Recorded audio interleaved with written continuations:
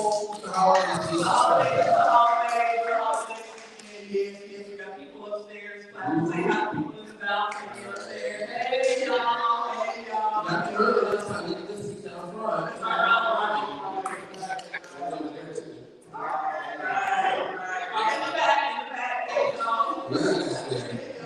need to come early.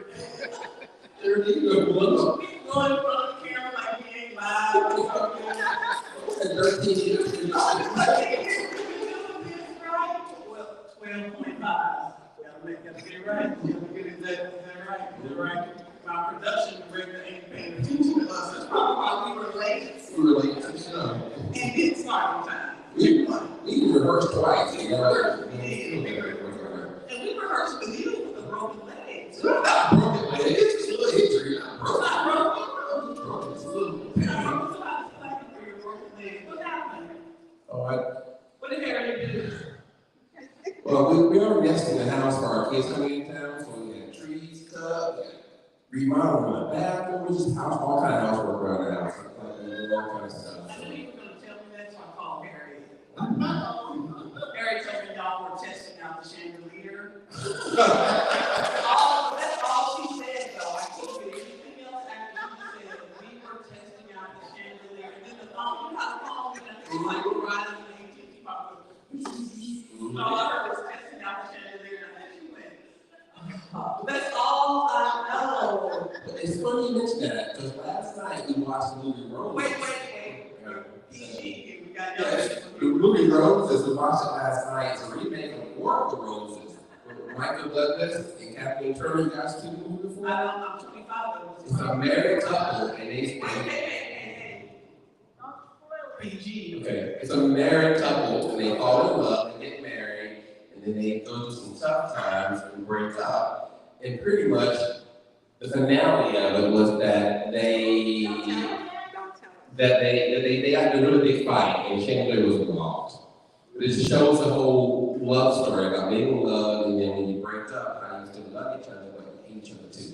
So we watched that last night, and it rekindled our love for each other. Now, we don't ever want to go there. Exactly. Okay, all right. Was that PG enough? I think so. If you get a chance, watch War of the Roses, the original one. You see it in 1989. It's a funny, good movie, and the new one's pretty funny as well. So that's funny. Okay, that was a really good thing to avoid. It's called DBA. Yeah. Whatever. Now I'll give it up for Mr. DBA. Minority Chamber of Commerce. And then we have our production assistant, Mr. Lord Richard. Wait, he's cheating, so he's probably being behind the camera trying to get it in. So he used to be the director, but Lord is all over those wings, boy. The door did it. He's breaking it out. That's right. And we are live streaming on WDQP TV. We got no live service. Watch it. We want to go all the way from Louisiana, Gulf Coast, all the way over to Florida, but then they're worldwide. So we should probably learn some different languages since we're worldwide. It's Watson has a beautiful shirt on it too. I like that shirt. That's international. You got a lot of money, Mr. Watson. Oh, he does. Gold bars. We're talking to a nonprofit tonight, so it's a good thing to talk about. He's got some. Okay, good. How are you doing today? I'm doing great. I'm here with you, Mr. Chandelier.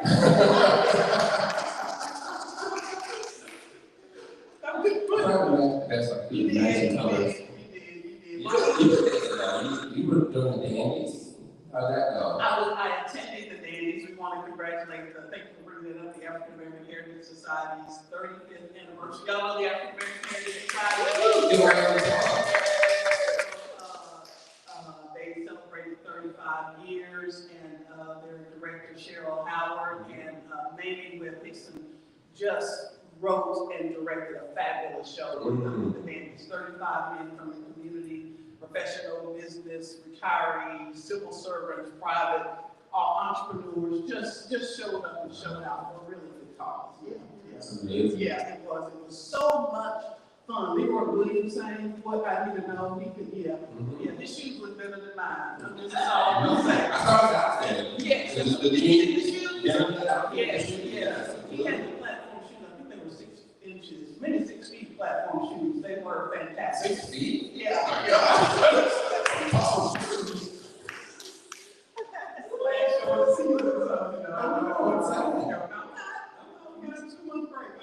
okay. So that was really, and then the Ella Jordan home celebrated Veterans Day and the Chapter James. So yeah, it was a good week. As well as the Gulf Coast Veterans Advocacy Council celebrated Veterans Day with the parade. So. I know Robert Gray was here earlier. Robert Gray was here with the new vet center. Yeah. So yeah, you got Robert Gray fans here. Yeah. So any veterans here? Any veterans in the audience? Thank you. We got at least 1,000 over there, 2,000. Yes. We got 100 over there. Thank you for your service. Appreciate it. What's going on with the Gulf Coast Chamber? We had our this is after our event too. This great attendance right here in the atrium. We had a wonderful time. We got some great prizes. We have our holiday party taking place December the 4th right here on Thursday. The Village Association holiday party is December the 3rd on Wednesday. Now ours is the following day. So you can party. The Neighborhood Association party, if you can spell Belmont Village parties, it is. It's a good time. So much fun. And people from all over the area, they come to the party, they're just amazed at how much fun it is. And not to be lazy, but we like use the same decorations for the previous day and the same setup, so I just kind of slide right behind them and do ours the next day. And they have the best door prizes. They do. I think they give away a car and a boat. At least. At least. At least. Well, you're going to give away. Oh no, not me. I'm not a prophet. Right, Liz? You're not a non-profit, right? Liz? We're looking for some. Papa used to watch it. He got some money. That's it. I do want to get my microphone. Priscilla Sapp Kirkland always does, she always does her charity ball. And this year, it's what you said, that December 13th, Saturday, December 13th, from 3 to 7 at the Kareem Jones Sanders Beach.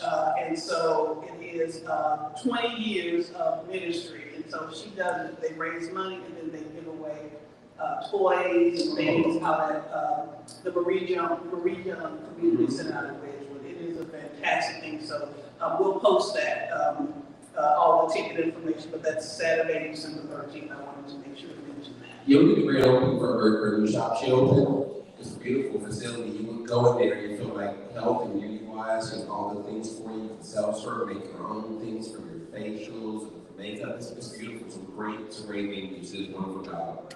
You said beauty. Don't bend down. I know. I'm all right to do it on your feet. I don't want that boot to go nowhere on my body, so don't bend down. Who's going to kick me? Alicia Waters she's the centerfold that probably didn't come out right. She's the centerfold for Bella Magazine. And then I saw, speaking of beauty, I shouldn't say centerfold? I think centerfold meant something back in the day with the way they were younger, with staples and stuff. I don't think she was getting in front of the look of it. Are we going back to the chandelier? No. That was definitely at all. But then we have the beautiful Dr. LaSharon Miley who's here. Go get your autograph later, Dr. Miley. She's here. This is raising awareness for breast cancer. Back in October. We can't mention boobies on air. But what about boobies that we can't mention on air? You don't want to talk about boobies that we can't mention on air? No bowling for boobies? Okay, I can't mention it because I'm It's just a word. I know, right. And then finally, and we'll post this too, y'all know Frank Broughton, the actor. He is presenting a chocolate-covered Christmas Carol at the Sanger Theater December 6th at the same night. Yes. Yeah, so we'll post that as well. Yeah, Frank was here at our event and he talked about it, and he also had the director of the Sanger Theater, Jeff, was here as well. They gave out 2 free tickets for the event. They have some amazing actors for coming in town for this. Yeah, sorry. Frank, somebody said, more than one night, Frank said, hey, I'll do it for one night. I'll come get some more money for it. So the actors that were amazing list of actors that are there for the event. So definitely a good view of the show. Well, again, this will be our last show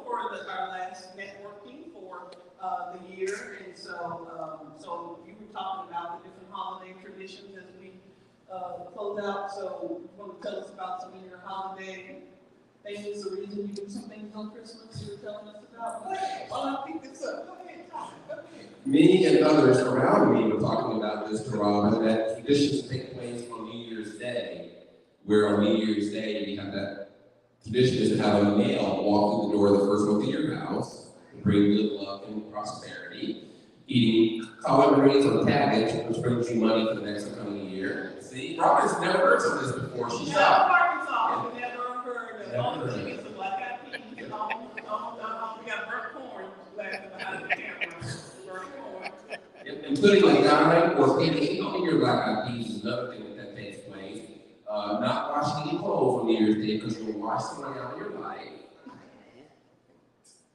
So these traditions, Robin was like, didn't believe me at first. I think she was a little shocked, and everyone else started collaborating on it. So those are some of the ones that take place. So what if you have like a whole community of women and you're still waiting on a man to walk through? What's the what? Mr. Watson told you he get called by his relative when he first went to walk through the door. But I was a young man. I was a young man. I got called to my neighbor's house. He was the first one to walk in their house on New Year's Day 2 or 3 different times. So this is a business opportunity like a rental? It could be. It's just back then we came out the business side. We just doing it for goodwill. The first one to walk through. A man. Has to be a man. Wow. And what we also have a mission for us is that all the Christmas stuff has to be down before New Year's Day, so that we don't carry the past Christmas into your new year. Christmas doesn't start till the 25th. I'm just 12 days of Christmas, December 25th to January 6th. Am I the only one? Thank you. I got one other person. 5 days from of New nothing. Jersey. I got one other person that celebrates the whole Christmas. No. Oh, so no, I'm standing alone with Christmas, okay. Go ahead. that's all. That's enough. I feel like I'm the only one not from the country here tonight, okay? Georgia. Okay, all right, well, let's give away some door prizes. Oh, thank you. Your chandelier is kicking in. I think some medication. So that's good. We want to thank our sponsors. Thank you for reminding me, Brian. Thank all our sponsors. Lloyd posted them on the what you call it? Social media. No, thank you. On social media. I'm still going back to chandeliers here. Thank you. And then anyone here for the first time? Any first timers? First timers. We got this is the old crowd, last crowd. That's the first time. First timers. And then we're pointing to Miss Dorothy Powell up here. We know I need to say her simply. We're pointing to Miss Dorothy Powell up here, the fantastic partner of the legacy of the Reverend John Powell and the whole Powell family. So y'all give the Powell family a hand. It's the first time, so we're the first time. Oh, he's a virgin. Oh, no, he's a young virgin here. I got that name. I saw the Wednesday. She didn't see. He like a black Mr. Rogers.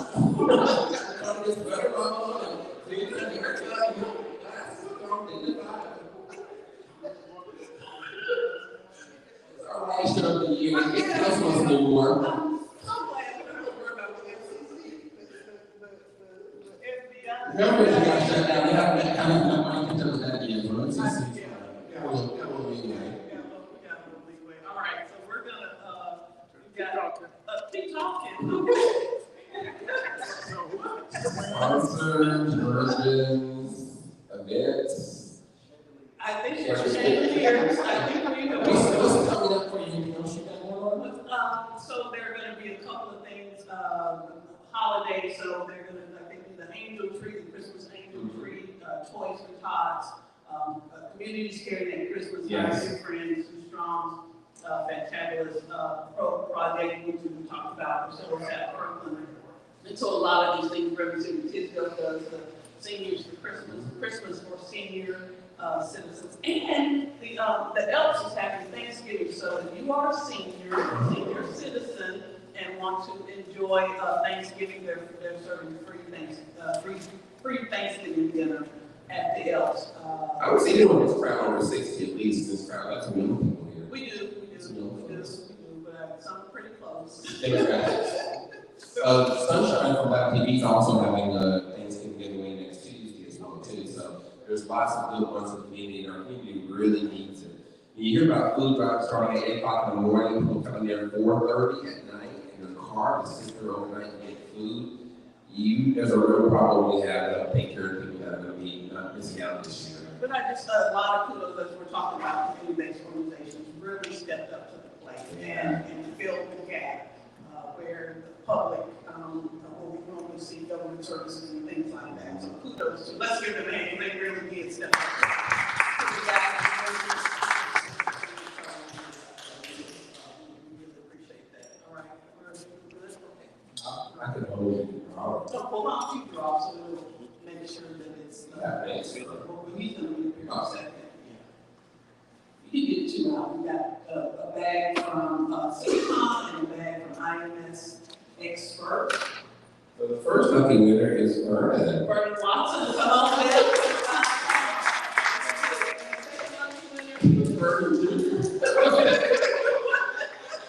Watson family over here.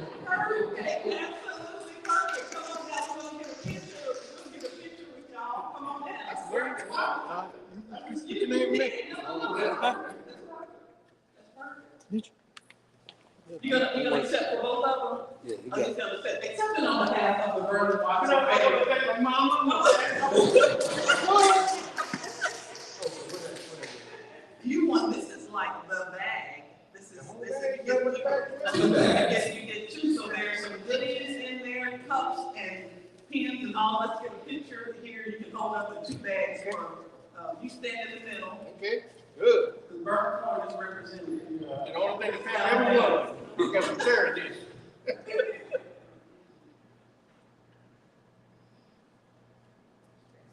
All right, y'all, we're gonna do a quick shirt. It's all possible to do this, okay? That's right.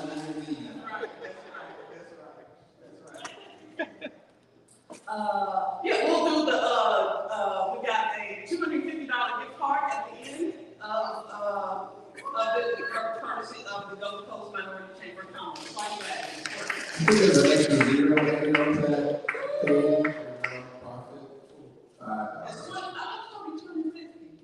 That was yesterday. I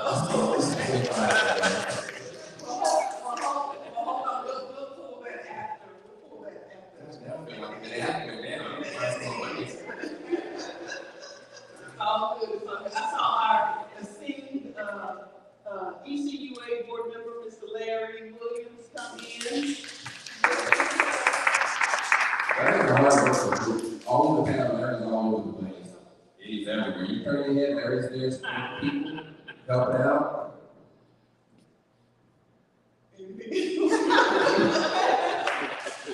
All right, can you talk? And I'm going to get set up here. Can you talk? Sure. Go ahead and talk. I'm going to get set up here so we can. Go ahead. You can't have dead air. Keep going. Next week this time, you would have a wonderful, thankful time here with your family, enjoying the holiday of Thanksgiving. And it's going to be wonderful. You did good. You did good. Y'all did that.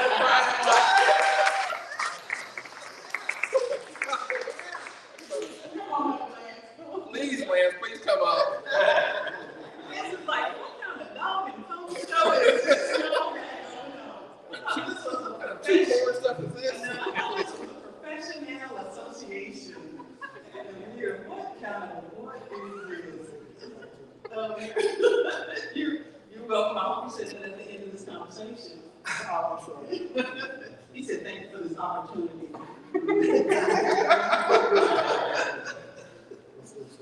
So, y'all ready?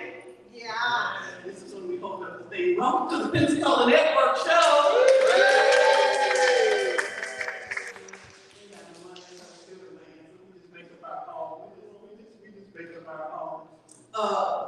As Brian and I were talking just a second ago about the need in the community, there are amazing organizations and people doing this great work. And so I was introduced to this young man through, I met him, but then reintroduced introduced through one of my favorite people, Glenn Rowe, to have this conversation about community organizations that are driving impact. And so when I heard his backstory, he's from Pensacola. FAMU, anybody like FAMU? Anybody have people over there? That'd be all right. That'd be all right. It's all HBCU love. That's it. And so then he's come back to Pensacola. So y'all please welcome Lance Williams. The family's promise to have this conversation, community organizations driving impact. So y'all welcome Lance. All right. Not saying that, but I know you worked at FAMU. Did you actually go to FAMU? I actually went there. So my father started that tradition way back in 1958. He graduated in 1962 as an education major. And so the university has been out there for since then. So I believe one of them. Oh, that's like Lotus family. Yeah, they've been there since 1870. When did FAMU start? I should know this. 1887, not 78. The first president was Thomas D. LaSalle from Pensacola. The Black History.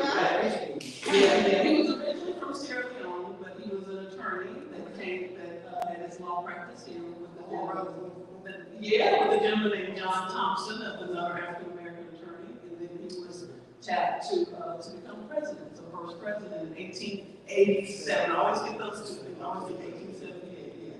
Yeah. So tell us a little bit about your background. I'm sorry with FAM, but you were born at FAM, weren't you? No, born here in Pensacola. Again, my father is from the Canton area. He graduated from Ransom High School, back in high school, and was actually the third person from Canton to go to college. Okay. And his father was a Tuskegee. Hey, Tuskegee, yes. Oh, she likes you again. She likes you again. The Tuskegee crowd likes you again. Those two gentlemen definitely had a big influence on her. So my mother, she's from the Wedgewood area, a proud little type. So that's my children's side. We're all little type, so I believe they do a really well. You just an NAACP, huh? All colors. So red, green, my grandfather was actually one of the first university presidents in the school. So Arthur L. Williams, he's proudly contributing in the Chuck James Museum. So I come from a rich legacy, and I'm just I can't hear you. This is amazing. So did you know all of this growing up? Was it just this kind of daily, this is who you are, this is the expectation? I wouldn't say expectation, but I'm definitely very proud of my grandfather's history, his legacy. He was born in 1918, but I got a chance to spend a lot of time with him. He's from a wide state, he had a very strict regiment that he set up to, and so those type of influences stuck with me. So I ended up becoming a personal trainer because I got a chance to see my grandfather at 92 swimming with him. So I definitely take a look at the So, okay, wait, 92 swimming, doing strokes. Still driving, breaststroke, backstroke, he did his swimming. What? Baby, we want you to pool on Monday. So then what was that legacy of, I don't want to assume, but how did you see your, since we're talking about community driving impact, community organization driving impact, how did you see your family working in the community as you saw them doing this? I really think my mother, she was very, she wasn't a post office, but she was heavily involved in the church community. She was part of the pastoral care ministry and some other ministries as well. Just to see her, the type of care that she had in the community, she would volunteer at hospitals. Almost suffered from her own disease, lung disease as well. And so she would volunteer time with those who didn't have families. And I kind of got just the philanthropy through her. Wow, okay. And so then what did that do to you as a young man? Did it manifest itself into you before you went to FAM? Oh, absolutely. And so that influenced me to never judge, always be with heart. I'm not the one to someone's trips. I'm not the one I'm going to see the doctor help me go pick you up. And so I kind of carry that kind of. Wow. So, I gotta adjust my halo because I'm feeling a little wow.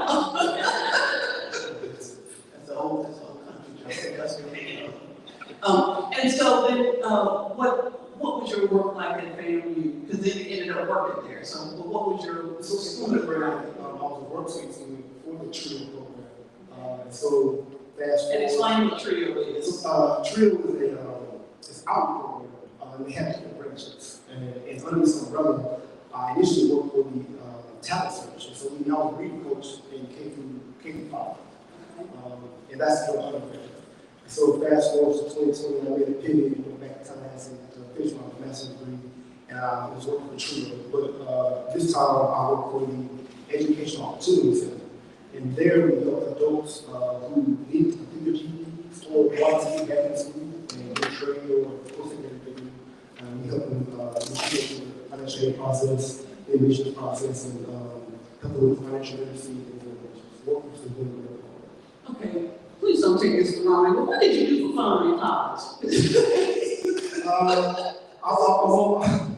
I had a whole lot of fun. I am proud of kind of South Training Program. No, okay. So, Y'all had a lot of fun, that's, you know, you can count the brothers, so. yes, sir.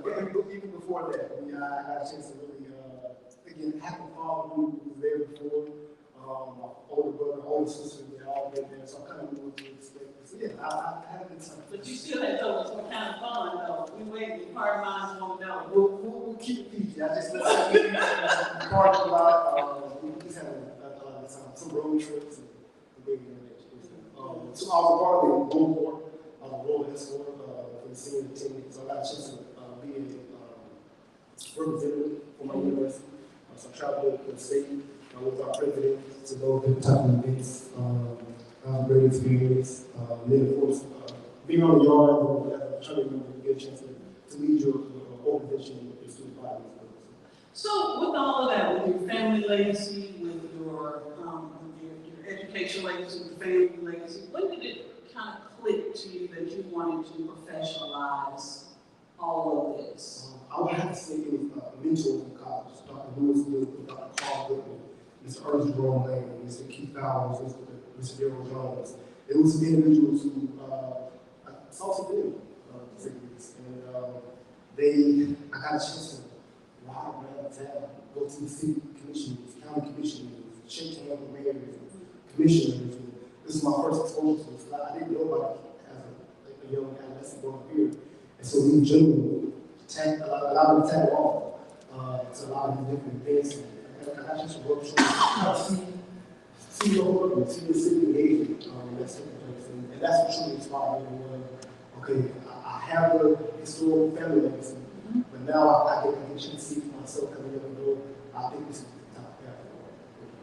And so why was it important for you to then return to Pensacola for this work? What was that sort of driving force?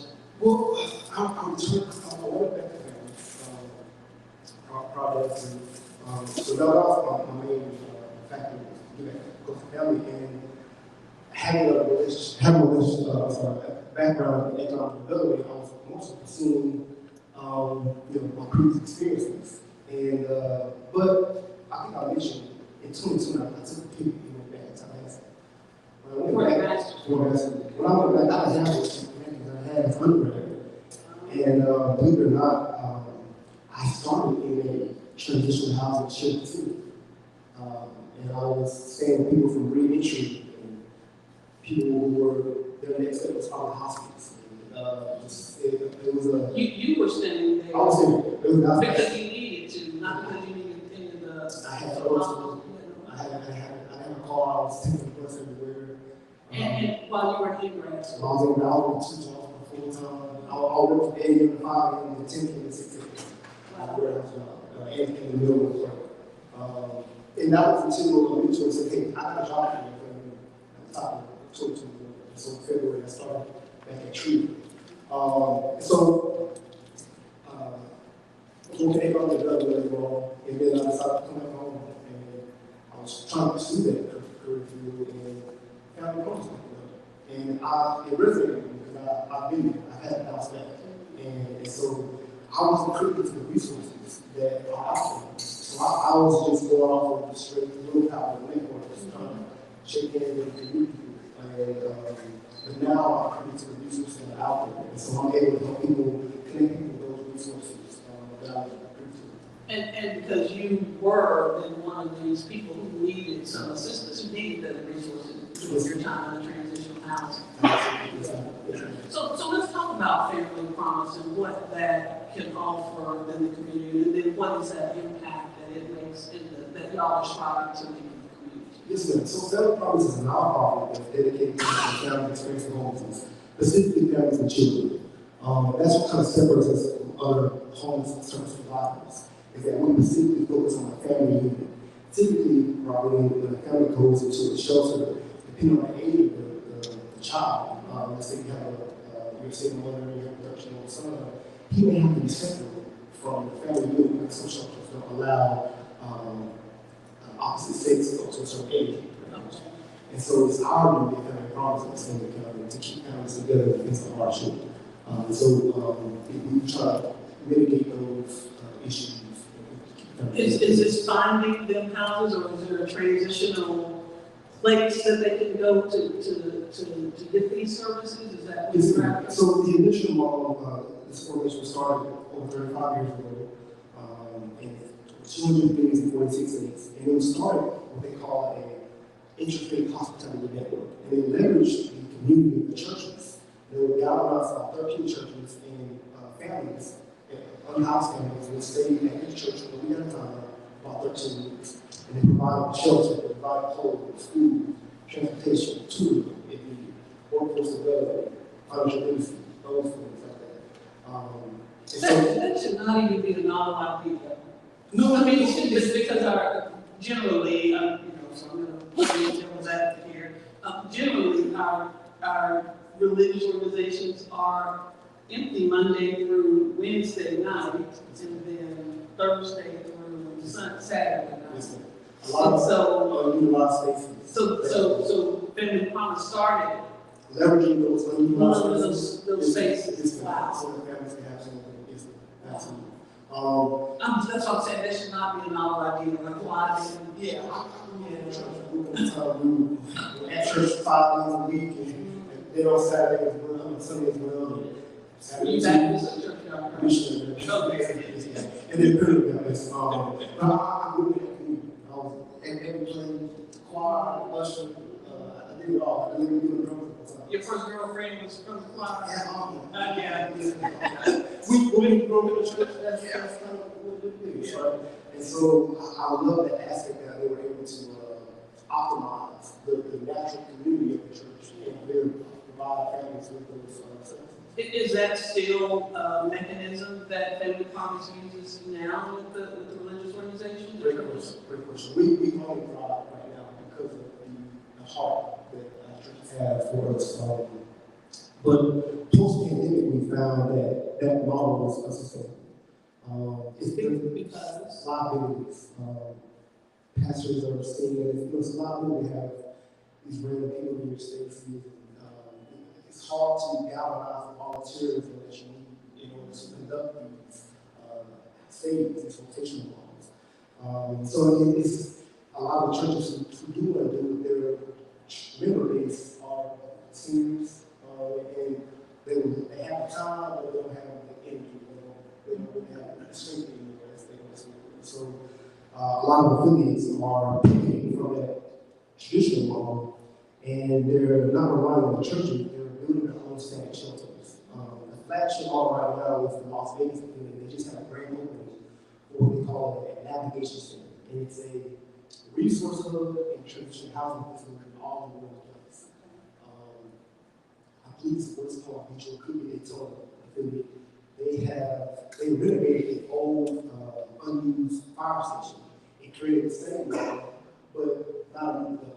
And so that's kind of what the more top corner affiliates are pivoting towards, create their own shelters without having a lot of churches. So then, what sort of come back to that?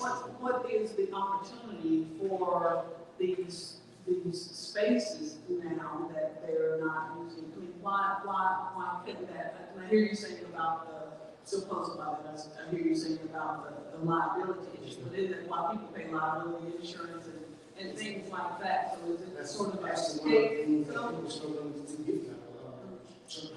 People struggle to maintain those insurance coverages. something that I still taking the job. But the opportunity is different there. And there are churches who love to do it. We started, this organization started in 2018 with a solid 8 groups. Solid 8 churches who were dedicated to We started here in County. and I would love this opportunity to name those churches, but I'll leave this name. But it started with churches, and they come to do 9 to 5 at the moment. But currently, even if they can't have house, like things, we want to provide meals. We want to give clothes. More so, we need mentors. People need somebody to teach them not to raw period to ping pong, and what to do in that window frame where you're all the anxiety built up, and you got this car note that you want to pay, but you got this utility bill that has to be paid, and you have no lights, but if you don't pay the car bill, you can't get to the job. That's another big money, and so that's a snowball effect that a lot of people get into. And so they need people who walk with them when they face these type of circumstances. I read the story about the family from the interfaith deal, and it seems like the founder. It's Karen Olsen. Huh? It was Karen Olsen. Yeah, that she was going to a meeting, and there was a lady who was perceived homeless or unhoused, and she provided her with a sandwich, but she said what she really wanted was someone to listen to her. That was really that turning point, instead of going to that meeting, that, what's her name? Karen Olsen, that she listened to her. Yeah, and I think that, often that's what we see with people like, you can give people, teach a man the person to give them a fish, but then teach them the fish, but then, and so in that teaching that you're actually listening and sharing. It's definitely a blessing when you can give them a personal opportunity to take a deep breath. I'll share really quick. This happens multiple times, unfortunately, but a young lady, I'm not going to do it. A young lady got dropped off. All the trash bags were against the wall of our building, and so I had to help her across the street. So I had to help her hurry and get his trash bags, all of her belongings, and get inside. But I still want to be a student body, and so she has 2 kids, and the oldest had to watch the window while we were getting these bags. And as soon as she got inside the last bag down, she got to get 3 head bags to her, and she got just relaxed. And unfortunately, I wasn't able to help her.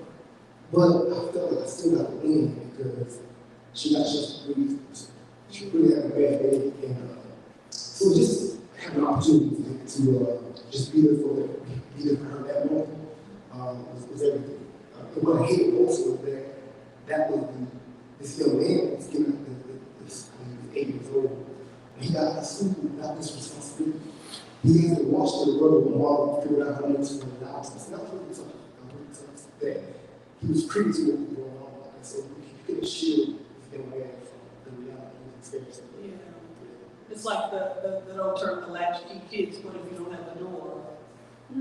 Then what's the key? You don't have a door, you're not going to be a latchkey kid. Yeah. So he was a whole made to go, what we've seen, speaking of housing, what we've seen is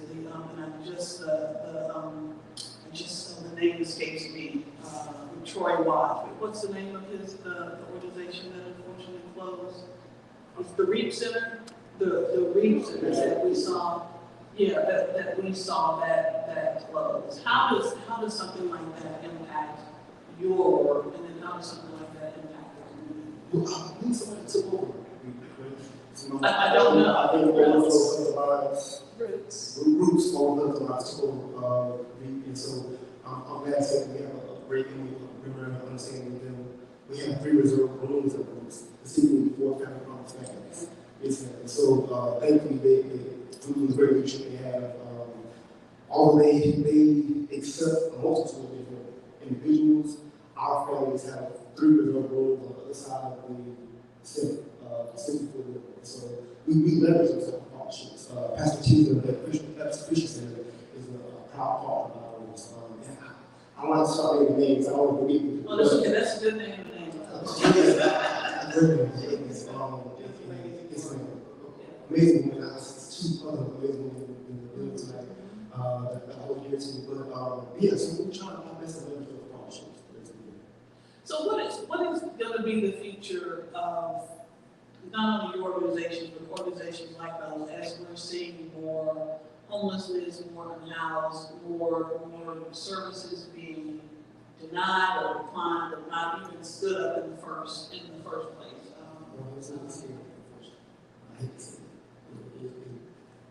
It will is hopefully because we're in the best city, the best county in the area, and we have people who truly care and want to resolve that the fund cuts and all the rollbacks that are happening won't affect us too much. But unfortunately, it's not see that.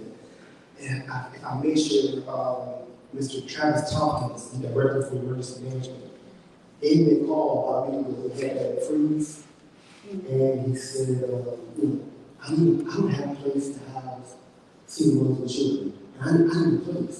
And I've been calling out everywhere. And unfortunately, it's easier for a single man to find shelter than it is for single mother children. And I'm so grateful that he had our number and we could call back the promise in that case. But we're already seeing it. What happens when you have to then turn somebody away, as in, unfortunately, the case of that young lady and her two children? Again, I'm already have her partnerships, and so she made me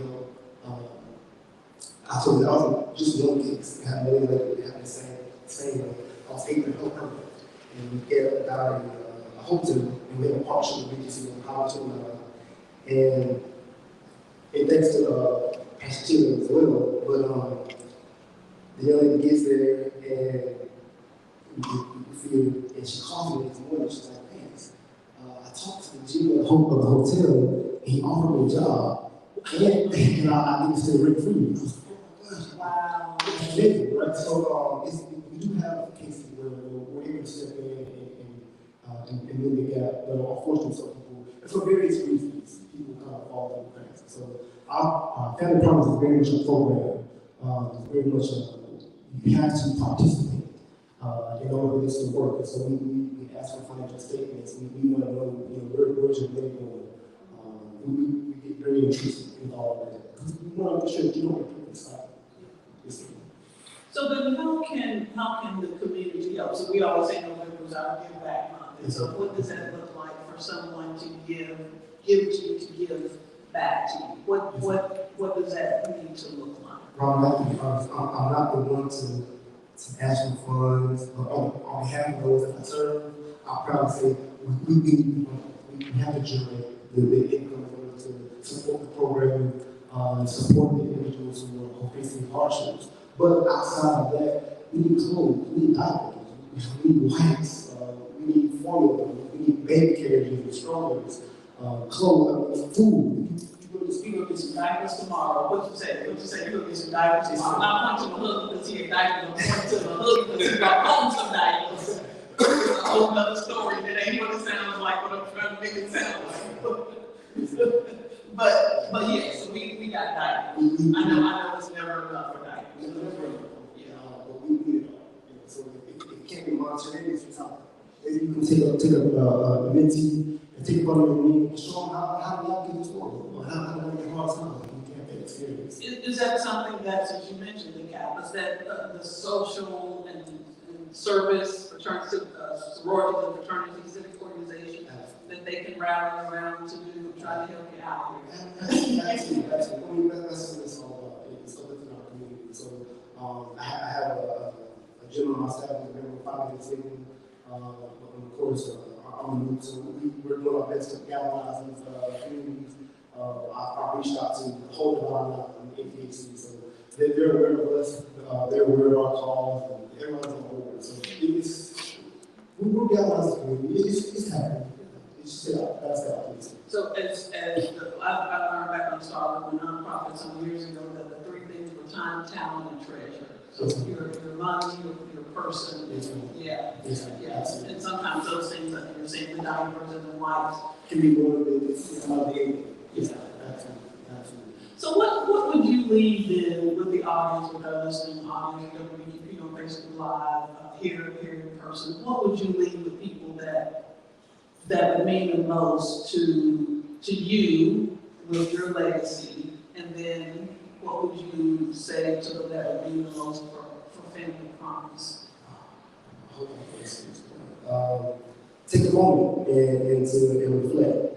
While we're in our offices, at lunch, in meetings, there are people who are really trying to figure out their next step. There are people who are dreading the time their kids out of school because they don't know what's going to happen. So take a moment to think about it. It's happening right here in our community. Over 2,000 students are at risk of homelessness, and they don't have things in the county. That's not us. And so if we look at it from that room, when we have a secure home in your head, you can go to school focused, you can go to school rejuvenated. So no child is scared of school district. You have to go to school and have a car, slept on a relative's couch, have a floor, they should be in a home, the AC on and feel good. I hope that was just. Well, thank you. Thank you so much. I want to open up for questions, but y'all please join me.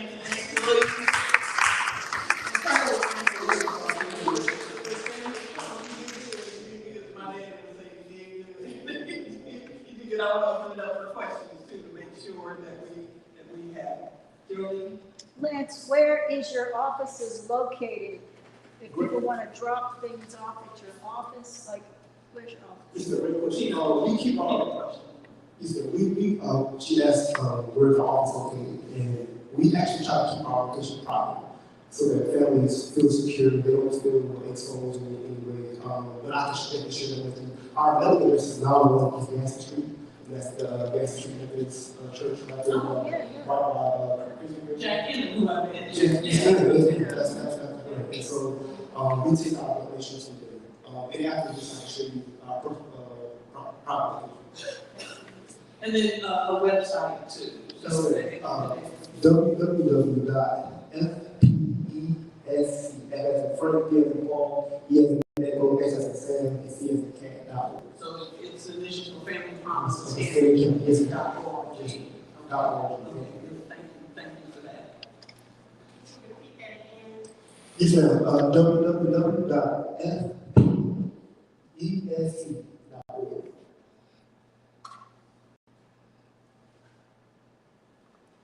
We answer all y'all's questions, yes, ma'am. Are there any soup kitchens or somewhere, if I wanted to participate on Thanksgiving to help out the soup kitchen and stuff like that?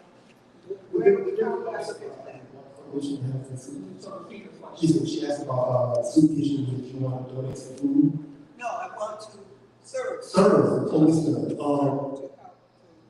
To give out whatever. Yes, sir. Roots over the Health Alliance have a cafeteria. Roots over the Health Alliance, they're on Palafox, near PHS, Palafox and Maxwell. Yes, sir. Yes, sir. So you have a cafeteria. You don't have a cafeteria, but we are taking frozen food for families to put in the oven and heat up. And so we've already received a donor donation for those. It's not your address later on. Roots, you have waterfront, the kitchen as well. Yes, sir.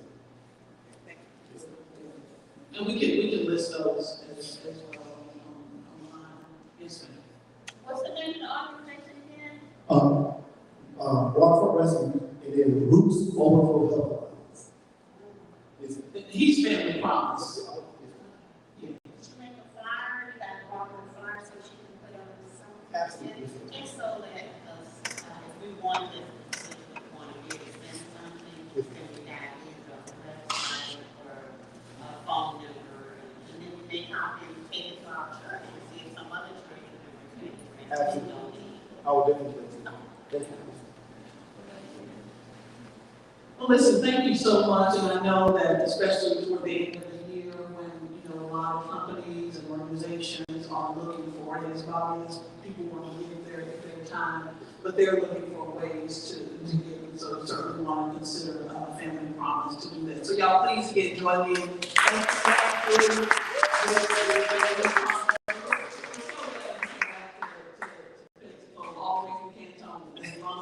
We're glad you're Tallahassee didn't keep you. Good. All right, so we're gonna, Lance will be here after, so we can, so you can get the breathe now, breathe like that.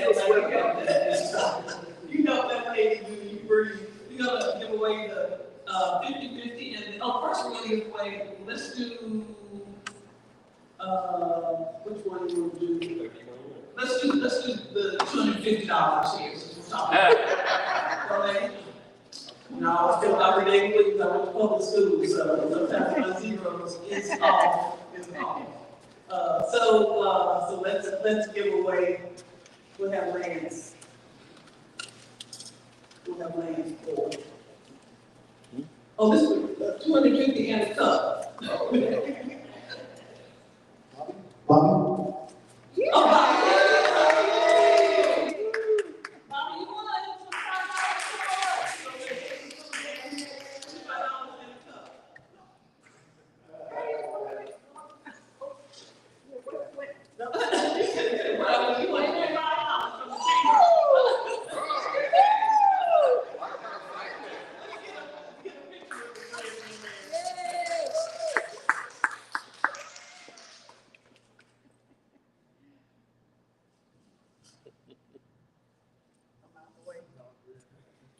And then hold on, like she'll have you pour it. All that to eat after this. All that. You know, we have some delicious food from the door. This is for the blue ticket. So how much do you have? It's $19. $19. Ticket 455 4171. 4171. All right, this minute, I couldn't see my ticket. That's the Tuskegee. She had family watch. Did you say 4171? 71. Okay. 417. Somebody had it. Unbelievable has it. One more. Can you come on down? Can you, since you're near the door, can you come on down? Yay. This is on behalf of this is the other half of that goes to youth, and thanks to you, we've given, has it gotten over 20,000? Close Close to $20,000 donated since we've been here to Truth for Youth, yeah, from our 50/50, yeah. So that's it seems always a small amount, but it adds up. Y'all give it up for Sheldon Powell.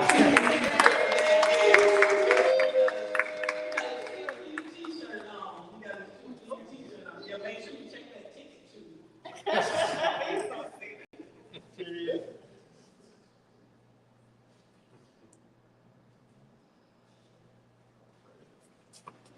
All right.